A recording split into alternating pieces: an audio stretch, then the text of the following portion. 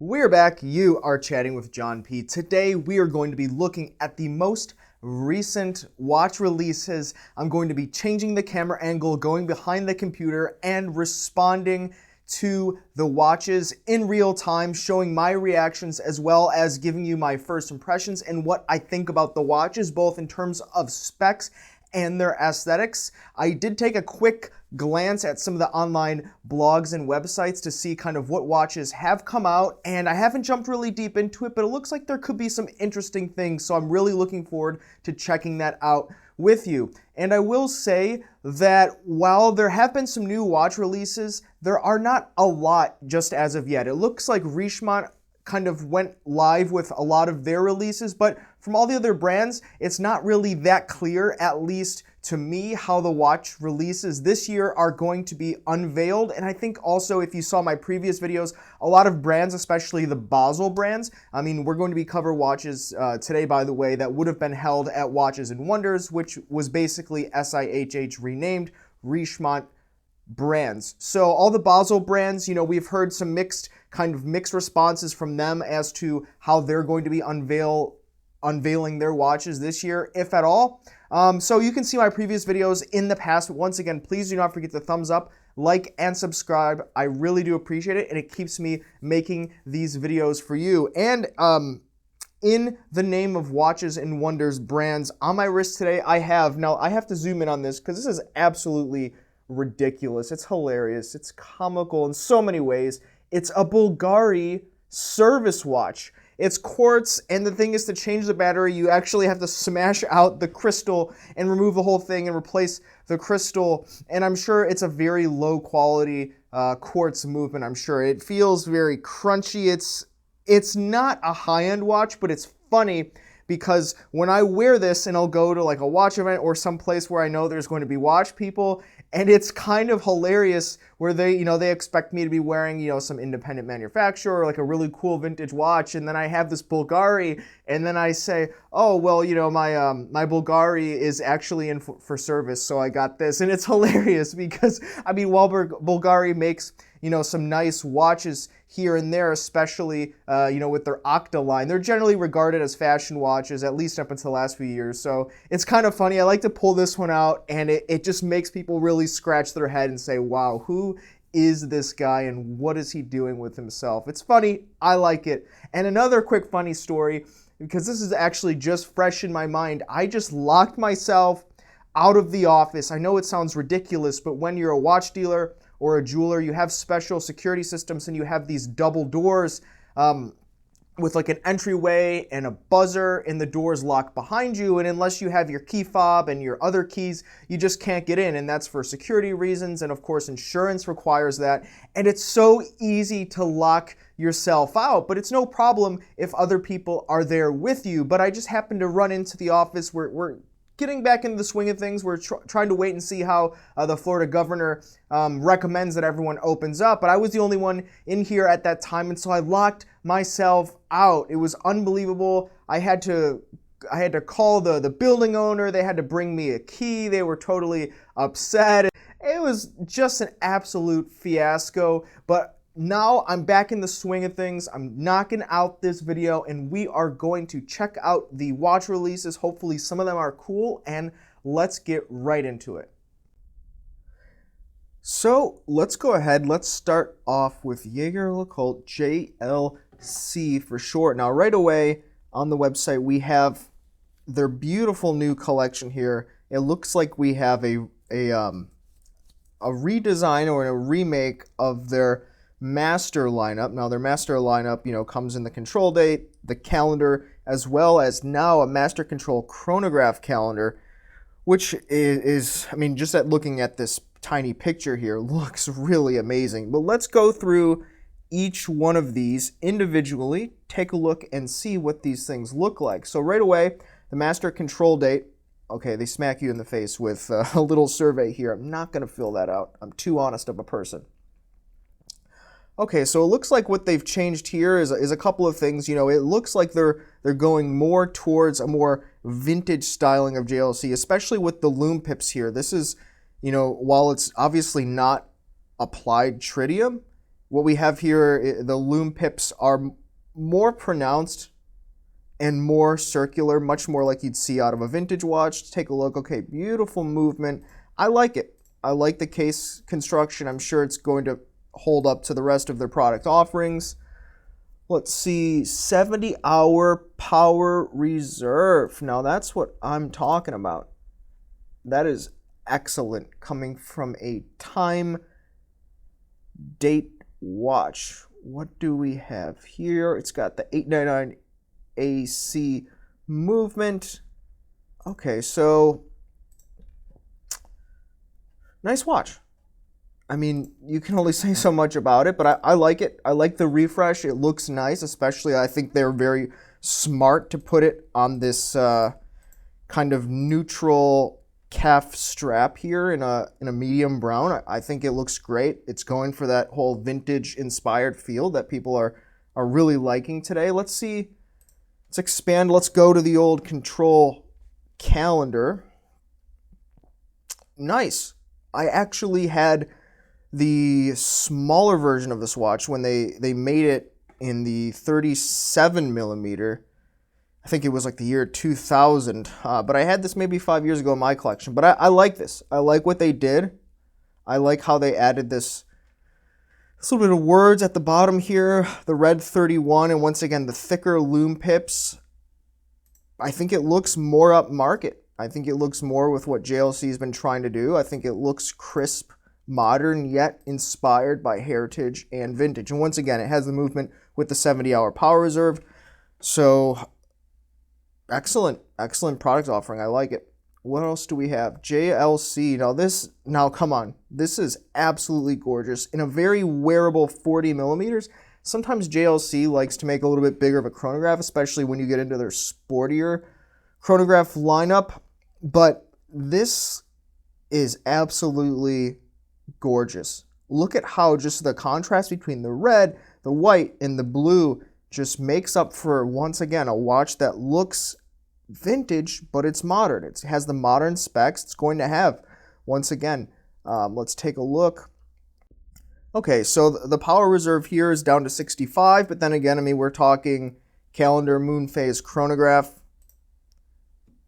Beautiful watch. 40 millimeters, it's going to be very wearable. I think it's probably going to wear a lot like Speedmaster Professional from Omega, just because the way that JLC tends to make their chronographs a little bit more slimmer. And these pushers as well. I love these pushers. This is extremely reminiscent of a vintage chronograph pre-Valjoux 72 era. So we're looking at these pushers much more in line with like a Valjoux 23, these rectangular pushers. I love them. Beautiful watch. Once again, vintage inspired, but modern spec, very wearable, high-end JLC. Out of curiosity, do they have a price point yet listed for this watch? I don't see a price point here. I mean, I would be shocked if they weren't charging $11,000 for it. I don't see a price point. We'll have to come back to this at a later date if there is a price point. Now, let's go ahead. Let's jump over to another brand. By the way, I think JLC really knocks it out of the park, kind of refreshing their master lineup with these three watches. Let me know what you think in the comments below. Next watch, what do we have? A. Longuzona 2020 debuts. So what do they have? The Odysseus. It looks like they're putting this Odysseus on a leather strap and rubber. And what is this? A Zeitwerk minute repeater. Okay, that's interesting. Very high end. I mean, we're going to glaze over that. It's interesting, but nonetheless, many people it's going to mean nothing to. What we have here is we have the Odysseus. Now, this is the watch that came out last year, and everyone was absolutely up in arms about it because it was basically a sports watch from A. Longuzona, but it came on a stainless integrated bracelet. And people were complaining, oh, I want it on a leather strap, much more in line with A. Longuzona, much more in line with the brand. And then some other people that said, it's just not really sporty enough because it's not on rubber. You have guys that think like that. And that's what we have them actually doing here, responding. This one in white gold dial with gray on a leather strap. I like it. I'm sure you could probably put that strap on the blue dial as well. It's cool. In my opinion, it looks on the leather strap a little bit outdated, a little bit like something that would have come out in the late 80s or the early 90s, but in person, it could look a little bit different. It might just be the picture. It might just be how I'm responding first glance. On rubber, I would love to see this on rubber. I think that looks pretty cool. But once again, I don't know how I feel about it. Just looking at this one picture. I mean, obviously a beautiful movement. Finely decorated high-end watch. I mean, nothing to dispute there. I don't know. I've got mixed feelings about this. What do you guys think about this? I know this one is still kind of a polarizing conversation. Would love to reignite that in the comments below. I like it on the rubber. I like the rubber strap. They have this inside these creases. It's probably very comfortable. Probably wears similar to something like an Oyster Flex from Rolex. But I don't know. Undecided. Need to touch this one in the flesh. What do we have here? Baume and Mercier. Now, hopping into Baume and Mercier, I think they, looking at this picture here and brief images I saw before, I think they really do knock it out of the park for the brand. Now, pricing is a whole nother story. We have to check that out. But this looks a lot like they're going up market. Just looking at the pictures, and when you start putting these complications in here, you have a moon phase. Let's take a look. This looks very Patek Philippe. This looks a lot like something like this Patek Philippe. I don't know. I think they're obviously going a little bit more upmarket. It looks more like a Cartier mixed with a Patek Philippe. Obviously, that's like in really simplistic, rudimentary terms. But nonetheless, let's take a look at this Hampton lineup they're unveiling here. Rectangular dual time automatic watch, opaline silver colored dial. So it's going to have a nice little texture to it, similar to a Grand Seiko Snowflake, it looks like here. I'd love to be able to zoom in, but you can see, especially if you pull this up on your computer, it's got this kind of pebble grain. Maybe it's embossed. I'd need to take a look at it in real life or better photos, but similar to something like a Grand Seiko offering, like a Hammer Dial or a Snowflake, one of their kind of patterns here. $4,000. What are we getting for $4,000? I mean, first of all, I do really like this design, but what are they giving us? Let's take a look. Power reserve 42 hours. A Soprod TT651 movement. So,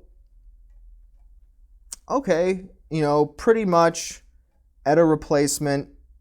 No complaints there. How big is this thing? 31 by 48. So, bigger for a rectangular watch, but nonetheless very wearable. I could see potentially even maybe a woman wearing this. Women are wearing larger watches. Do they have anything about the dial? Okay. I don't know. I like this. I think for $4,000, I mean, if you can probably get this at 30% off, not too bad. Wait till it hits gray market in a couple years, get this for $2,000. I mean, I think that's a steal for this at $2,000, but $4,000 is probably right in terms of pricing. It's higher for the brand Baume Mercier, I think. But then again, they're going. It looks like, based on their design, they're going at least trying to go a little bit more up market. I don't know. Once again, comments below. Let me know what you think. Moving on to the Baume Mercier Clifton Baumatic. Now, I think this one, if it works, could be a game changer. Just looking at it. I mean, first of all, yes, sure, Photoshop and pictures can be deceiving, but just looking at the way the dial's laid out, looking at the way that the case is shaped, as well as the mixed angling, the beveled edges, it looks like a very well put together watch. And if you remember Baume Mercier 10 years ago, 15 years ago, even 7 years ago, 5 years ago, totally different than the watch we're seeing here today. I mean, this looks very well put together, and this could easily have been mistaken for a brand of, Vacheron 5, 6, 7 years ago. Easily. I mean, just, we'll look at it. We'll take another shot. Let's take a look at the movement. Baume Mercier has the BM14 movement. So Baume Mercier, they're working on their in-house calibers. And that's something we see out of a lot of brands, but you don't see it out of a brand that considers themselves entry-level. Once again, looking at the previous watch we just saw. And looking at this, it looks like they're going up market. It's a precious metal watch, 18K pink gold, in-house movement, well designed. And look at that dial, Fume-esque. I like it. I like the way they handle it. Very well designed. Let's check out some more specs. What else? In-house manufacturer. Yes, we talked about that. How big is this? 42 millimeters. Now, 42 millimeters, that's where I draw the line. The way that the lugs taper down, it might wear more like a 40. And so that's what Baume & Mercier has really done with their Clifton line. They've hung around at the 40, 42 millimeter. I don't know how I feel about that in a complicated dress watch, precious metal. Personally, I think it's a little bit too big, but maybe they're going for someone that wears bigger watches, bigger wrists. I'm not sure the strategy here. Obviously, they're going up market. The size, confusing to me. I'd like to see it at a 40, but maybe it'll wear like a 40 because of the way that these lugs taper down. So we'll have to see.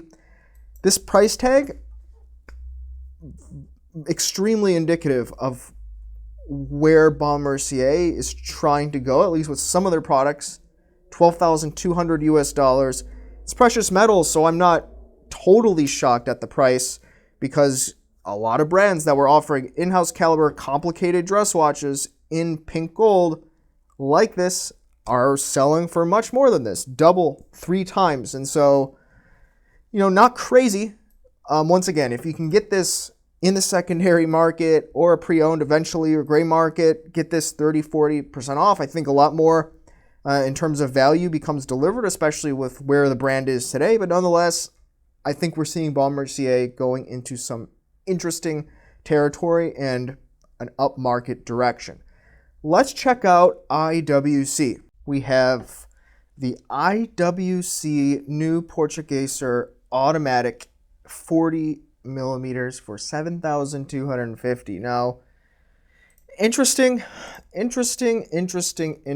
Bringing back the Portugueser line in terms of a simple dress watch. Now, this one is automatic. It's not manually wound. Let's take a look. What movement do we have them putting in this? This is the 82-200 caliber.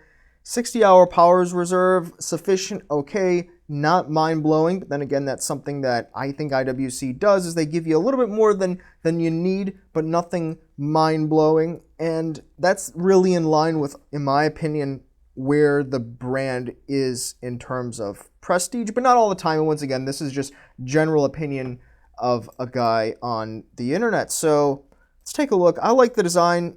I really like the way that the blue contrasts the white. Very IWC. Of course, nothing shocking about this to me. I mean, this is a new watch of theirs, but this easily could have been in their product catalog from a year ago, 2 years ago, 5 years ago. And, besides the movement indicating it's a newer watch, I mean, I easily would have just forgot about it. I'm not blown away by it. I'm sure it's a very nice watch. Obviously, it's of quality, it's modern, it looks nice, it's well designed, it's well laid out, it's in line with IWC watches. Everything about it screams IWC. This is iconic IWC, but once again, nothing totally new or novel to where I'm blown away and I have to get in line and buy this thing at retail. Cool watch. Once again, cool watch. I'm sure people are really going to be gravitated towards it because of these blue numbers, because of the blued hands. Everything about it is just a different hint of blue, it looks like. And I'm sure the dial will be beautiful in terms of handling that white. It's difficult to probably pick up, whether it's going to be a flat dial, a glossy dial. Would like to check this one out in person, but once again, not totally blown away by this one. So I think that's pretty much what IWC was offering from what I saw out there. What do we have? Okay, so we have some different variations. Interesting, precious metal. I mean, if you guys want to go for a $17,000 IWC, for less you can get an in-house Baume & Mercier that's complicated. But then again, you're missing on the IWC branding, and that's what sometimes watches come down to sometimes for certain people. let's go through IWC. Hopefully they'll come out with something cooler next year or the year after. And once again, not saying anything negative about the brand, just not totally shocked or, enthused about this. But I'm sure it'll be a good watch. Now, moving on to Panerai. Now, I have to say that this is a watch they just unveiled, and it took me forever to find it on their website. Now, I don't know if that's by design or if their webmasters are just not that great. Nonetheless, it took me a while to find this watch. Now, this is the Submersible Eco Pangea Tourbillon GMT 50 millimeters Mike Horn edition. Now, Mike Horn is an explorer, and he's done a bunch of things like walk in a big circle in the North Pole, as well as go on some expeditions around the world and climb some mountains, do some things and teaching kids ecology and how to go on adventures, and all that's exciting, right? I love the outdoors. I think it's interesting. On a side note, side tangent, I will say that I think that Panerai made a decent move to partner up with someone that is interested in sports, being rugged, durable, doing all those things. It's kind of like any brand partnership with any celebrity, though I'm sure that instead of hiring, Brad Pitt or someone that would charge so much to rep their watches, they just hire a guy that really can only rep like different food brands and boots and things that probably don't have the biggest marketing budgets compared to things that more known celebrities will be repping. So that's kind of smart, though they're really doubling down or tripling down on this kind of adventuring lifestyle. And I don't know that anyone's going to wear a GMT Tourbillon skeleton on any kind of actual expedition. Now, you don't necessarily need to wear it on an expedition to have the guy Mike Horn associated with it. I understand that, but it seems like with the other Mike Horn, now this Mike Horn, how many Mike Horn Panerais are there going to be? Once again, just speculating. I know I point and laugh at Panerai, but okay, this is only 5 units, so it's not crazy. I'm sure there's a Panerai collector that would love to have it. It's cool. It's certainly a cool watch. I want to know why they're charging almost $200,000. Let's take a look at the specs on this. I want to know the specs. If I'm going to wear this on an Arctic or Antarctic expedition, I want to know if it has a good power reserve. What do we have?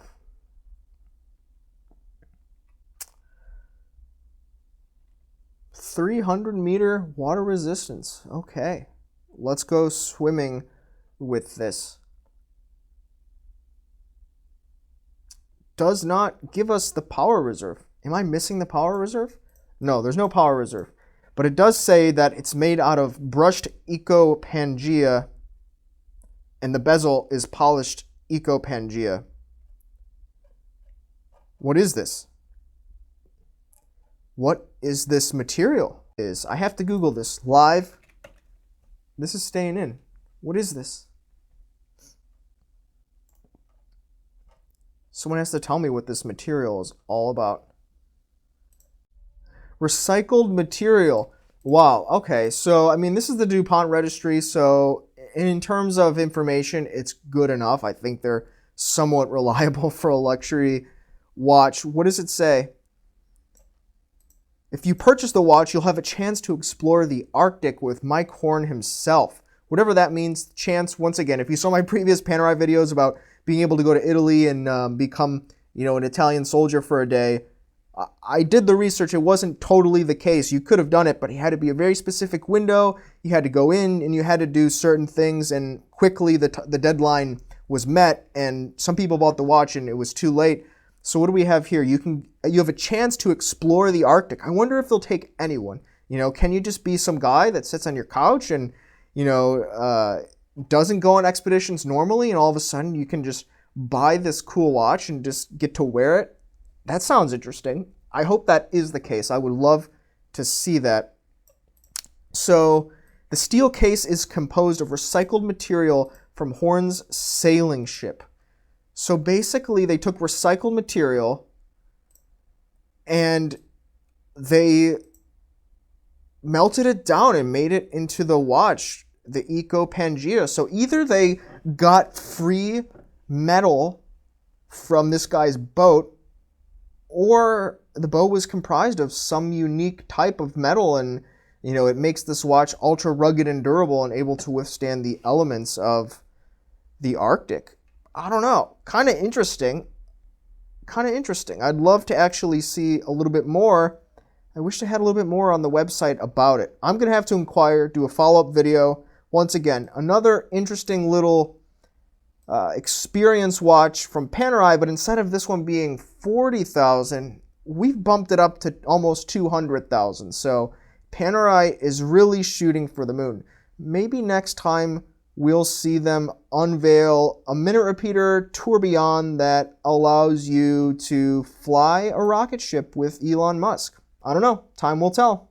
So here we have it, the most recent watch releases on the market from what would have been Watches and Wonders 2020. What do we think about it? What do we think about the Panerai? First of all, I know that if you follow this channel, you know that sometimes I talk negatively about Panerai. Once again, not about the watch quality. It's just sometimes I scratch my head trying to figure out if their strategy is really going to work. But when you have so many brands and labels inside of the Richemont organization, or really corporation, I think they can probably afford to do so. It might mean that Panerai is going to go in a direction they haven't been known for in the past, but they have so many labels, I think they can actually probably afford to try that out and see what happens. And what do we think about Baume & Mercier? Pretty crazy to see these kind of these watches that, in my opinion, seem to be going a little bit more upmarket from a brand that was really considered to be more entry level, if not an iconic entry level brand. 10 years ago, if someone says, what's a good entry level brand? Before micro brands, I would have said, Tissot or Baume & Mercier or a Hamilton or something like that. And now it looks like they're going pretty much more upscale, a lot with what similar to how Frederique Constant went. When they came out, they were very entry level, using other movements. Now they have in-house manufacturer caliber, and they have some beautiful watches. I think Baume & Mercier might be going that direction. Would love to hear what you have to say about it in the comments below. And once again, guys, thank you so much for being with me here again. I really do appreciate it. Hopefully everyone is well or doing the best that you can given the circumstances in the world today. And we'll see you next time. You have been chatting with John P. Ciao.